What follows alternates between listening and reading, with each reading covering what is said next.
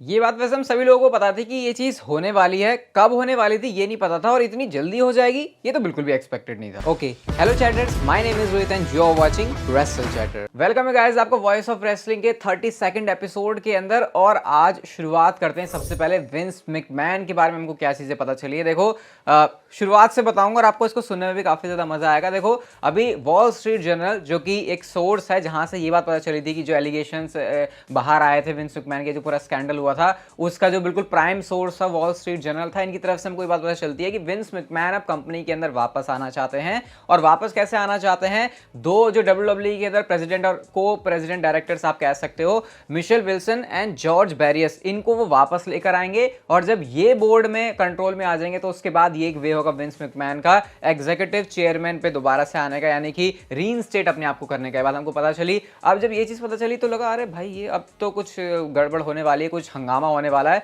किसी भी सेंस में कुछ ना कुछ तो अलग हटके होने वाला है। इससे क्या हुआ, WWE का जो स्टॉक का प्राइस है वो सीधा 12-11% बढ़ गया, जो कि इतना तगड़ा जंप यूजुअली आता नहीं है। और मजे की बात देखो, जब विंस मैकमैन कंपनी से गए थे तब भी स्टॉक बढ़ा था, अब वापस आने की रिपोर्ट है तो भी बढ़ा है। तो ये अजीब सा एक है, ऐसी कुछ स्टॉक मार्केट जो है वर्क करता है, जो उस समय है ना, जो भी कंपनी के शेयर होते हैं उस हिसाब से। अब इसके बाद क्या होता है, ये बात अब तक तो सिर्फ रिपोर्ट्स के अकॉर्डिंग थी, लेकिन विंस मैकमैन ने खुद एक प्रेस रिलीज निकाला जिसके अंदर उन्होंने क्या बातें रखी हैं और कैसे विंस मैकमैन के बिना कंपनी अब कुछ है ही नहीं, ये बात हमको क्लियर समझ में आ गई। अब ये रिपोर्ट्स के अकॉर्डिंग तो ये भी पता चला कि अब विंस मैकमैन वापस आएंगे और उसके बाद ये सारा WWE का या विंस मैकमैन का सेटअप है कि वो WWE कंपनी को बेच दें। लेकिन विंस मैकमैन ने अपनी प्रेस रिलीज के अंदर क्या कहा, उन्होंने कहा देखो मेरे को दोबारा से इस पोजीशन के ऊपर वापस आना है, क्योंकि WWE को अब जो है अपने जो मीडिया राइट्स है उसको सेल करना है। Media rights in the sense कि जैसे जिस भी नेटवर्क के ऊपर WWE आती है, अगर यूएसए की बात कर रहे हो मेजरली यहाँ पर उसी की बात हो रही है, फॉक्स और यूएसए नेटवर्क की, तो जब उस डील को साइन करते हैं तो उस टाइम पर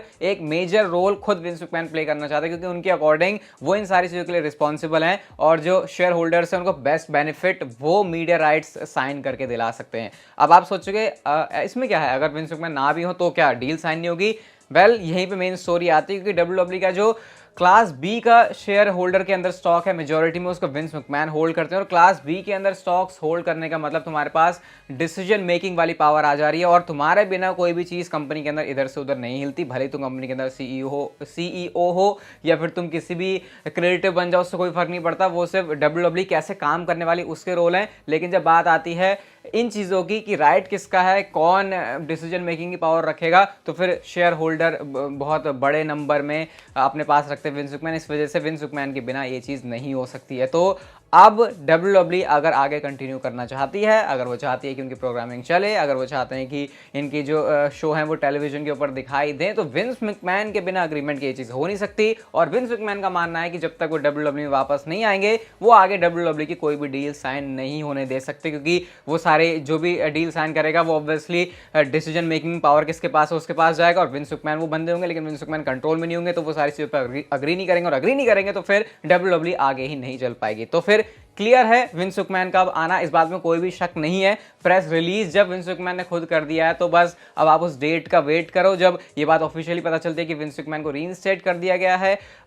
वो अब दोबारा से वर्क करने वाले हैं। और इससे सबसे बड़ा सवाल यही आता है कि क्या वो क्रिएटिव रोल के अंदर होंगे। वेल विंस मैकमैन ने पहले भी जब वो काम करते थे तो सारी पोजीशन रखने के साथ साथ क्रिएटिव कंट्रोल भी उनके पास था, तो इससे ये चीज़ भी काफ़ी हद तक मुझे क्लियर होती हुई दिखाई दे रही कि विंस मैकमैन के वापस आने से क्रिएटिव कंट्रोल भी उनके पास आ जाएगा। तो अभी काफ़ी सारी उथल पुथल WWE कंपनी के अंदर मचने वाली है, लेकिन इतना तय है अब विंस मैकमैन दोबारा से वापस आने वाले हैं। एटलीस्ट वो अपनी पोजीशन जरूर होल्ड करेंगे टेलीविजन पर आने में, क्रिएटिव कंट्रोल लेने में। अब इस पर फिर भी कह सकते हो थोड़ा सा क्वेश्चन मार्क लगा लो, लेकिन हाँ कंट्रोल में वो वापस से आना, WWE को जैसे वो पहले चलाते थे वैसे करना, वो सारी चीज़ विंस मैकमैन करने के लिए दोबारा से तैयार हो चुके हैं। इन सारी चीज़ों के ऊपर आपके क्या रिएक्शन है मुझे आप लोग बताना कमेंट सेक्शन के अंदर, जो भी है काफी इंटरेस्टिंग है। हम चलते हैं गाइस हमारी अपनी अगली स्टोरी की तरफ। और साशा बैंक्स यानी कि मर्सिडीज मने ने अपना जो डेब्यू है वो कर लिया NJPW के अंदर। ये चीज़ वैसे परसों ही हो गई थी, लेकिन कल क्योंकि रॉयल रंबल वाली वीडियो आई थी तो इसलिए कवर नहीं हुआ। साशा बैंक्स ने कायरी सेन के सामने जो है अपना डेब्यू कर लिया। और इतना ही नहीं, WWE ने अपना जो अलमनाई सेक्शन है उसके अंदर भी अब साशा बैंक्स को लिस्ट कर दिया। इसका मतलब WWE मान गई अच्छा अब साशा बैंक्स जा चुकी हैं। इतना ही नहीं, साशा बैंक्स को सपोर्ट करने के लिए भी काफ़ी सारे WWE के जो फॉर्मर सुपरस्टार है, करंट सुपरस्टार भी थे, बेली के साथ वो यहाँ पर है, नेओमी भी हैं, FTR यानी कि रिवाइवर के नाम से इनको हम लोग जानते हैं। काफ़ी सारे लोग जो है सपोर्ट करने के लिए वहाँ पर साशा बैंक्स को गए थे, तो मतलब जो काम करना था साशा बैंक्स को वो कर चुकी है। आउटफिट काफी डिफरेंट है, बालों में उन्होंने कलर कर लिया। किसी को पता ही वाला कलर कैसा होता है तो मुझे बताना। मुझे तो लग रहा है कि ऐसे साशा बैंक्स को रखा होगा, ऐसे स्प्रे कर दिया, स्प्रे से डिजाइन बना दिया, और वो जो स्प्रे का कलर होगा वो पक्का वाला होगा, तो इस वजह से साशा बैंक्स का बालों में ऐसा पैटर्न बन गया। मेरे ख्याल से तो ऐसे ही हुआ है। भाई किसको इसके बारे में नॉलेज है तो मुझे कमेंट सेक्शन में बता सकता है। हम चलते हैं गाइस हमारी अपनी अगली स्टोरी की तरफ। और भाई अभी मैं अनाउंसमेंट नहीं बता रहा तुम्हें, तुम सबसे पहले इस पोस्टर को देखो जो कि तैयार किया गया है WWE यूके का जो ऑफिशियल ट्विटर हैंडल है उसने उसको पोस्ट किया हुआ। क्या मस्त लग रहा है यार, मतलब काफ़ी यूनिक देखा मैंने कुछ ऐसा बहुत टाइम के बाद, और ऑब्वियसली यूनिक ये होगा भी क्योंकि ये कुछ डिफरेंट है। डिफरेंट ये है कि WWE का नेक्स्ट, हाँ अब तो आएगा 2023 यानी कि इस साल का जो money in the bank premium live event है वो यूके से होने वाला है, वो लंदन से होने वाला है। ये बात ऑफिशियल हो चुकी है। 1 जुलाई इसकी डेट होने वाली है, सैटरडे को दी O2 एरेना, यहाँ से WWE जो है इसको लाइव करने वाली है। तो मनी इन द बैंक जो प्रीमियम लाइव इवेंट है वो पहुंच चुका है यूके के अंदर। और हमने ये सुना भी था कि WWE जो है इंटरनेशनल अब अपने शोज करवाएगी, ना सिर्फ वो ऐड करेगी बल्कि जो उनके कैलेंडर के अंदर भी होते हैं वो भी WWE करने वाली है। तो अब इस बात की ऑफिशियल अनाउंसमेंट हो गई है।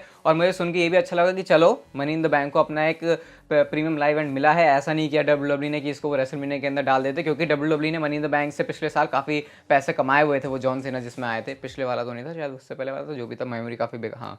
तो मनी इन द बैंक से पैसे कमाए थे, तो इसलिए WWE ने इसको अलग से शो रखा है। इसको देखने में बहुत ज़्यादा खुश हूँ। हम चलते हैं हमारी अपनी अगली स्टोरी की तरफ। और रॉ का जो 30th एनिवर्सरी वाला एडिशन होने वाला है, यानी कि रॉ XXX, यहाँ के लिए WWE ने बड़े बड़े सुपरस्टार्स को लाने के लिए मतलब रिपोर्ट्स हम लोग सुन रहे हैं। और कुछ स्टार्स को जो अभी के करंट है उनको WWE ने एडवर्टाइज भी कर दिया है। रोमन रेंस आपको इस वाले शो के अंदर देखने को मिलेंगे, इवन रोंडा राउजी, ये सारे जो सुपरस्टार्स हैं, बॉबी लैशली, बेकी लिंच, सारे इस इवेंट के लिए एडवर्टाइज हैं। इवन गाइज इससे रिलेटेड अगर मैं आपको एक स्टोरी बताऊं तो कर्ट एंगल ने ये बात बोली कि उनके पूरे चांसेस हैं कि वो रॉ की इस एनिवर्सरी पर अवेलेबल होंगे। और ना सिर्फ इतना बल्कि वो ये भी कहते हैं कि उन्होंने रेसलमेनिया 39 को लेकर भी अपने प्लान्स WWE के सामने पिच कर दिए हैं। हालांकि उन्होंने ये कहा कि फिलहाल उनको इसके बारे में कुछ भी नहीं पता चला है, क्योंकि मतलब हाँ मतलब अभी WWE को कोई कंफर्मेशन नहीं दी है। और उनको ये भी लगता है कि WWE इस प्लान को यूज़ नहीं करेगी, लेकिन वो रेसलमेनिया 39 में एटलीस्ट वहाँ पर होंगे। और कर्ट एंगल ने कोई आइडिया भी पिच कर दिया टेलीविजन पे आने का। अब देखते हैं क्या WWE इस चीज़ को करती है या फिर नहीं।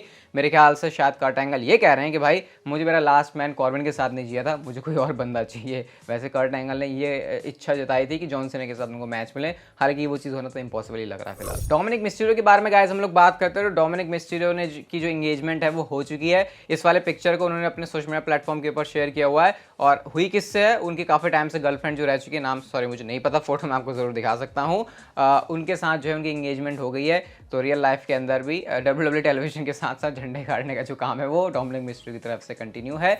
बॉबी लैशली के बारे में रिसेंटली मैंने आपको ये बताया था कि WWE उनके कैरेक्टर में फिर से चेंज करेगी, पूरे चांसेस है कि अब उनको वो हील बना के लेके आ जाए। और हमने बैक स्टेज से मंडे नाइट रॉ में टीज भी देखें, जैसे आप लोग इस पिक्चर से ही देखो, यहाँ पे पीछे हर्ट बिजनेस के मेंबर्स बात करें, एडम पियर्स, ये सब कहानी जो चल रही है। ये मैंने रॉ वाली वीडियो के अंदर कवर नहीं किया था क्योंकि बैक स्टेज वाला सेगमेंट था।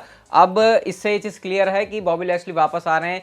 हील वाली चीज़ है तो शायद हर्ट बिजनेस के साथ वो आएंगे, और ये एक ब्रेक हो सकता है बॉबी लैशली का, ताकि उनका जो रीसेट बटन है उसको दबाया जाए दोबारा से। बहुत अच्छी चीज़ होगी हर्ट बिजनेस अगर WWE इस बार इसको अच्छे तरीके से एग्जीक्यूट करती है। जॉन सीना और जिमी ऊसो की एक ऐसी वीडियो है, अगर इसको रोमन रेंस ने देख लिया तो भाई वाट लग जाएगी उनकी। वीडियो क्या है आप लोग इस वीडियो के अंदर देख ही सकते हो। यहाँ पे जॉन सीना हक कर रहे हैं, ग्रीट कर रहे हैं, काफ़ी अच्छे से मिल रहे हैं जिमी ऊसो से। और वैसे टेलीविजन के ऊपर भले ही ये कितने एक दूसरे के अगेंस्ट दिखते हो, लेकिन यहाँ पे ये जब साथ में दिख रहे हैं, ऑब्वियसली रियल में सारे साथ में होते हैं। कभी एक वीडियो आपको ऐसी ना दिख जाए कि रोमन रेंस ही जॉन सीना से मिले, लेकिन मैं उनके टीवी वाले कैरेक्टर के हिसाब से कह रहा हूँ, तो काफ़ी अच्छा लगता है ऐसी छोटी मोटी चीज़ों को देख के। अच्छा एक बात बतानी रह गई, और रॉयल रंबल का भी जो ग्राफिक है वो भी सामने आ गया है WWE का ऑफिशियल। और भाई देखो क्या लग रहा है, जिस तरीके से सुपरस्टार देख रहे हैं सब एक तरफ को, मतलब ये ऐसा पोस्टर मुझे लग रहा है होने वाला है जो याद रहेगा हमको बहुत टाइम तक, कि ऐसा अलग से डिज़ाइन किया था, क्योंकि देख के लग रहा है इसके पीछे मेहनत है। अब बस इतनी मेहनत रॉयल रंबल के लिए भी हो जाए। अगली स्टोरी की तरफ, और ये रोमन रेंस से ही रिलेटेड है। रोमन रेंस ने अपने ट्विटर अकाउंट के ऊपर एक वीडियो पब्लिश की हुई है। वीडियो में शायद यहाँ पे नहीं चलाऊंगा, पिक्चर्स के थ्रू आपको बता सकता हूँ।